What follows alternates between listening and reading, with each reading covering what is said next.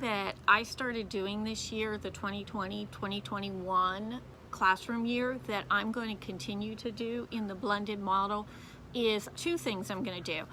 At the beginning of every morning when I get up, I record a video for my kids and I post in our LMS so that I take less than 2 minutes every morning and say, hello, this is what we're going to do.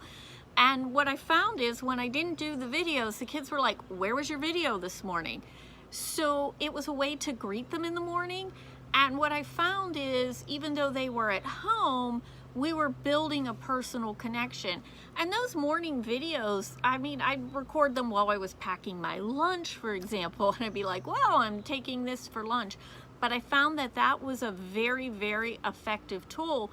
And when we go back, and even when we were back concurrently and I had students in class, what would be exciting is they would come in and say, hey, Mrs. Keating, I saw your video this morning. You and I are serving the same lunch. Or they would talk about, oh, Mrs. Keating, you look tired in your video. I'm like, well, thanks.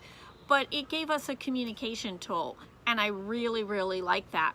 The other thing that I started doing that I think really fits into the blended learning model is I started recording directions for my assignments. Even when I went back concurrently and had students in the classroom, I am now going to record all my directions, which I found was very, very nice for my classroom.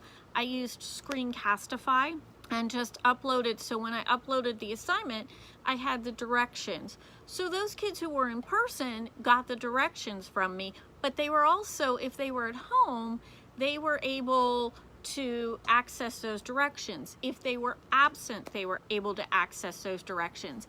I used modeling for them, and I found that was a very, very effective technique. What I'm really excited to try that next year is with the station rotation model, so that I'll go over the general directions for all my different stations. But what I'd like is, it's going to give me a little more freedom, because when you get to, let's say, station 4, I'll be like, one of the first directions is watch the video, which will give you step-by-step instructions. So those students would be able to work on something, and then I can be working with the other small groups. So that's something that I found was very helpful.